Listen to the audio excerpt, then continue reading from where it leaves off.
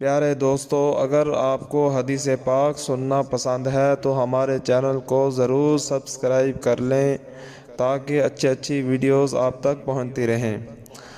ایک حدیث میں وارد ہے کہ آدمی کے ساتھ 3 چیزیں قبر تک جاتی ہیں: اس کا مال، جیسا کہ عرب میں دستور تھا، اس کے رشتہ دار اور اعمال۔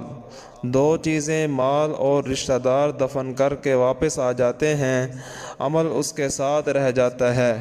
حضور اقدس صلی اللہ علیہ وسلم نے ایک مرتبہ صحابہ سے ارشاد فرمایا کہ تمہیں معلوم ہے کہ تمہاری مثال اور تمہارے اہل و عیال اور مال و اعمال کی مثال کیا ہے؟ صحابہ کے دریافت فرمانے پر حضور صلی اللہ علیہ وسلم نے ارشاد فرمایا کہ اس کی مثال ایسی ہے جیسے ایک شخص کے 3 بھائی ہوں اور وہ مرنے لگے۔ اس وقت ایک بھائی کو وہ بلائے اور پوچھے کہ بھائی، تجھے میرا حال معلوم ہے کہ مجھ پر کیا گزر رہی ہے؟ اس وقت تو میری مدد کیا کرے گا؟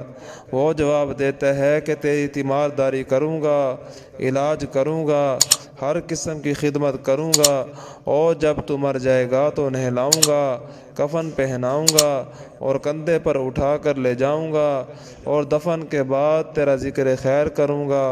حضور صلی اللہ علیہ وسلم نے فرمایا، یہ بھائی تو اہل و عیال ہیں۔ پھر وہ دوسرے بھائی سے یہی سوال کرتا ہے۔ وہ کہتا ہے کہ میرا تیرا واسطہ زندگی کا ہے، جب تو مر جائے گا تو میں دوسری جگہ چلا جاؤں گا، یہ بھائی مال ہے۔ پھر وہ تیسرے بھائی کو بلا کر پوچھتا ہے۔ وہ کہتا ہے کہ میں قبر میں تیرا ساتھی ہوں، وحشت کی جگہ تیرا دل بہلانے والا ہوں۔ جب تیرا حساب کتاب ہونے لگے تو نیکیوں کے پلڑے میں بیٹھ کر اس کو جھکاؤں گا، یہ بھائی عمل ہے۔